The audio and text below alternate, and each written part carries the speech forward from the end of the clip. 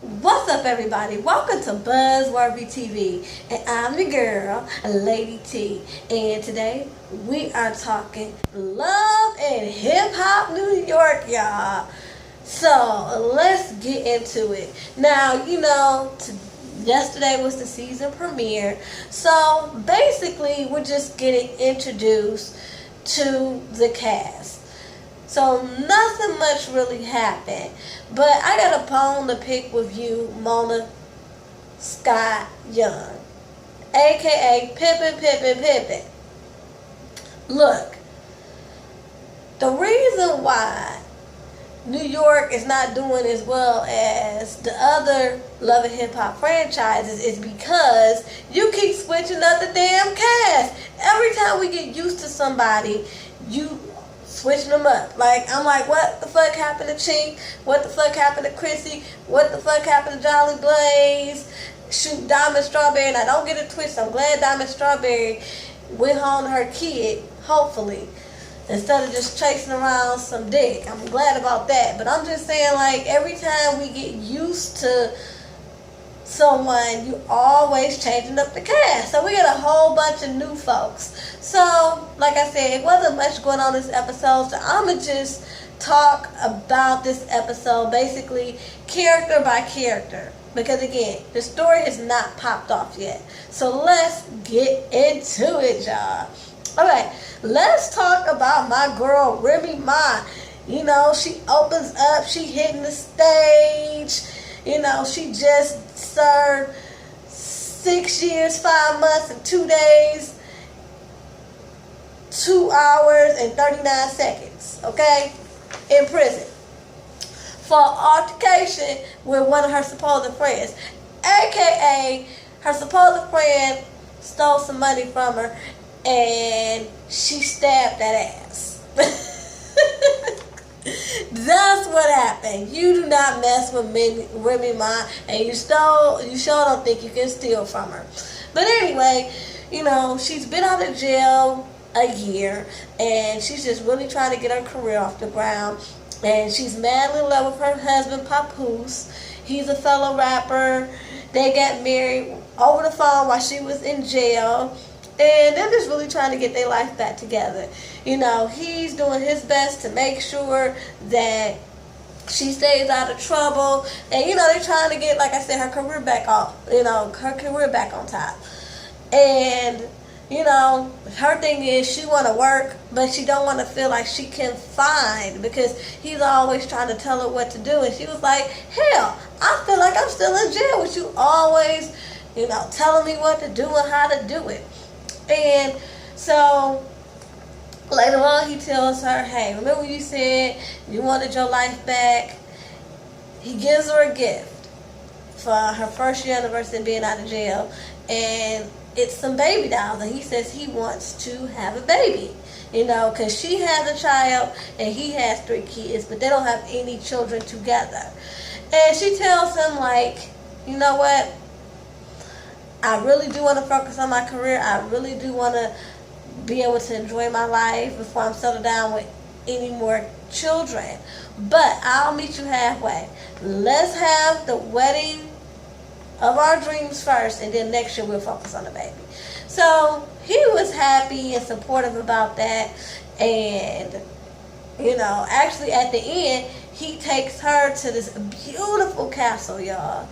And he proposes to her right then and there. So I guess they're going to plan their wedding to be at this big, beautiful castle. He says all paid for. And I was like, man, Papoose, they don't make it like you anymore. Where the guys like you had that? Let me know, because maybe I wouldn't be single right now. But anyway, y'all, I really do like their storyline.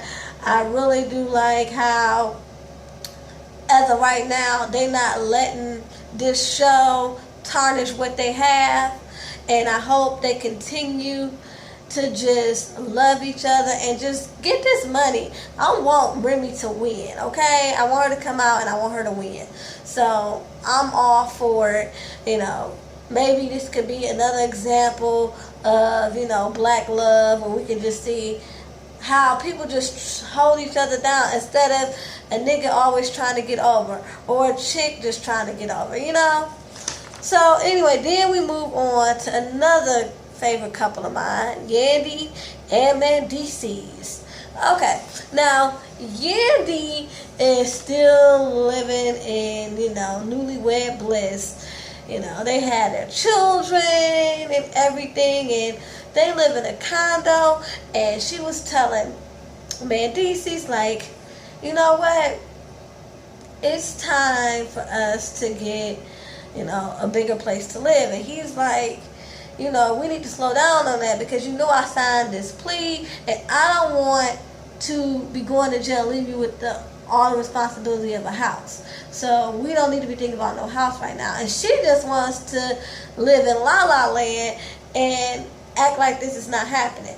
And don't get me wrong, Yandy is a very smart girl, but you can just tell, like, when it comes to Mendeecees, she just don't want to think about the worst because, it'll kill her. It'll be like, like a part of her is dying. Like, a part of her, when he goes away, is going to go away with him. So a lot of times she just doesn't want to face those facts. Whereas Mendeecees is like, shit, I did the crime, now I got to do the time, type of thing. He's being more realistic about the situation. And so towards the end of the episode, he lets her know that, hey, things might be a little bit worse than what they even thought. When he gets sentenced, he might not even have time to come home and get his affairs in order. They might just take him on to prison right then and there. And she was like, how am I supposed to deal with dealing, living day to day without you? And I'm just like, oh. Because like I said, everybody know Mendeecees did wrong. We know he did dirt and all this. But they really do seem to have a really genuine love for each other. And I'm here for it. Okay. So then we go to Young B. The chicken noodle soup girl. So Yandy goes into the studio and she sees, Young B in the booth doing her thing, and Young B comes out the booth and it's just like, hey, I'm trying to get my career back off the ground, and I need new management. I've been doing this all by myself, and blah, blah, blah.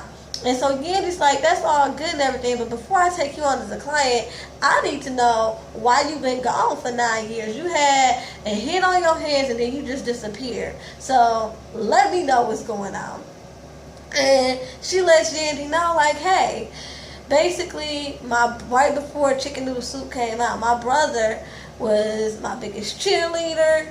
He was the one that was supporting me, helping me with everything. And then when he died, I kind of lost myself. And then on top of that, I had nobody really helping me with my career. And I understand that because you got to remember, she was only 15 when that came out. So she was a little girl. So she don't know nothing about this business. And so I can understand somebody that's been like a mentor to her, somebody that's been supporting her, kind of guiding her there. Once he's gone, of course you're going to be out here lost. So I kind of get it. So, what's that? So basically, Yandy's like, look, you're going to need, I understand, but you're going to need a lot of rebranding. And what I suggest you do is go to this cipher that I know my homeboy DJ Self is putting on for new up and coming new artists. I think you should go out there and do your thing and get your face out there. And I'm going to come see you, and this is going to be like a trial run. And Young B is geeked, She's like willing to do any and everything just to get her name back out there and just to show that she's ready to put in work. I like Young B, because Young B don't play no games, and I'm going to get to that in a minute. And so, then we got Rashida Ali. Now, here's the thing about Rashida Ali. She must have sold her soul to Mona Scott Young to find a way to be on this show every freaking season with not even being on the opening credits. But she still is on here. She is one of the most consistent characters on this show outside of Yandy, Mendeecees, and Rich Dallas. Like, what? So anyway, Rashida is going to meet up with this up and coming rap duo, BBOD, which stands for Bad Bitches on Board. I like to call them Bum Bitches on Board. Their names are Flexi Lexi and Miss Mo Money. I like to call them Messy Lexi and Miss No Money. Like, y'all, oh my God, they look like just ghetto. They don't look trashy. They just look like you can just tell they just hood rich. Like, Rashida goes to meet up with them on one of the girls' father's yachts, and they're talking about how, they've been out since 2010, and they've been going from manager to manager, trying to get this thing going in the business. And Rashida's like, look, I got y'all. And Miss No Money, I should say, was like, and don't she look like a broke down Kalina? Put that down in the comments, because I was like, oh my God, you look like Kalina, but worse. But anyway, so Miss No Money, and yes, I'm gonna keep calling her that. So don't correct me and say it's Miss Mo Money. No, it's Miss No Money. So anyway, she is like, you've been our new manager for a couple of months and we ain't seen no work, we ain't seen nothing. And she was like, well, since you brought that up, I just got y'all a spot on DJ Self's, basically his cypher, which is, this open mic night for new artists. And they got all excited because DJ Self is this big time DJ in New York. And they all geek, and they asked who was all gonna be there. She brings up that Young B gonna be there, and Miss No Money says, that she got beef with Young B because Young B got into it with one of her friends, and she jumped in, and Lil B hit her in the head with, I believe, a golf club, and she had 15 stitches. I was like, damn! Young B don't play. First we got Remy Ma, who will stab and shoot your ass. Then we got this other girl who will knock you upside your head, Mona. Where did you find these people? That look, y'all gonna need double security, because these chicks on this season ain't gonna play. And we ain't even got to Carly B yet. So anyway, basically, Rashida's like, well, we will not be having nobody putting no hands on each other. And they both agree that they're all going to they're going to all be professional or whatever. So anyway, then we move on to DJ Self. DJ Self, like I said, is this big time DJ. He works for 105.1, home of the Breakfast Club or whatever. And he's this big time DJ. And he was actually interviewing Mariah Lynn. And Mariah Lynn is an up-and-coming rapper. She's this girl who worked her way out of the foster care system. I don't know how you work your way out of the foster care system. You can age out, but work your way out of the foster care system. She made it sound like it was a job. Like she worked her way up in the company. I'm just saying. Anyway, and this girl, Mariah Lynn, she thinks she is all that in a bag of chips. And, I mean, come on, you whack. So anyway, she's going to be at the little showcase as well. And, he's putting all his support behind her because he believes in what she's about and what she's doing or whatever. And so then we get to the whole showcase. So we got Mariah Lynn. She come on there and she was whack. I was bored. And then we got, bum bitches on board. They do their thing. And No Money, Miss No Money, call herself trying to shade Lil B. So Lil B was like, okay, I got something for that. And when I tell y'all, Lil B not only came back at her, but she killed it. Young B got a future. If she plays her cards right and uses this platform and gets some quality producers and some quality music behind her, she got a future because she can rap her ass off, okay? So, you know, they get into a little altercation, but nothing too big. We know all their altercations are coming up in the future. But it's just really just setting the stage. So, yes, y'all, I saved the most wretched for last. Tara, Peter, and Amina. Y'all, I'm too done and too through with them.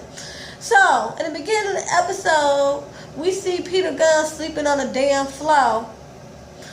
And he turned around, and guess who in bed with him on an air mattress? Tara. And I'm like, so y'all screwing on air mattresses now? So I'm like, so where they do that at? And so basically Tara's like, she moved in to closer to Peter and Amina so that Peter could spend more time with the kids or whatever. And he helped her move in. They started drinking champagne, and one thing led to another. I'm like, what? How? That's the stupidest excuse ever. Whatever makes you sleep at night, okay, Tara? Because I'm sick of you. I'm sick of how you called yourself, calling me a home wrecker, all this and that, but you steady running around after Peter on the low when Quasi's kept, I don't care that he was with you for 13 years. He married her and has a baby with her. So by all rights and purposes, they're a family. So you're the homewrecker. You've been the homewrecker for a couple of years now. So I'm going to need you to sit down. So anyway, she tells him that they can't do it no more. He's like, man, ain't nothing wrong with what we doing because I'm basically co-parenting with Amina and all that. So after he leaves Tara's apartment, we kind of find out that Tara lives in the same building. And I'm like, okay. First of all, you came with this lame-ass excuse about moving the kids closer to Peter. But why the fuck the same building? You couldn't move down the street 2 blocks away, 2 miles away? Like, no. Y'all done stuck to a whole new level with this one. And so when he gets to his apartment with Amina, Amina's like, why you ain't call me? You need to call me when you don't come home. And her thing is, she know that she was dead set on getting a divorce, but it's something about Peter that she just can't let go of. She really wants their family to work. And I'm like, Amina, please get your mind right. What is up with Peter Guns? Like, his stuff must be made of gold because I cannot understand it. And it makes y'all look so bad and wretched. Like, this is not what I would want to be portraying. Mona could not pay me enough money to put myself out here like this. But anyway, y'all, so far that was the episode. That was the season premiere. Please do not forget to rate, comment, and subscribe. Till next time, y'all. Peace and love.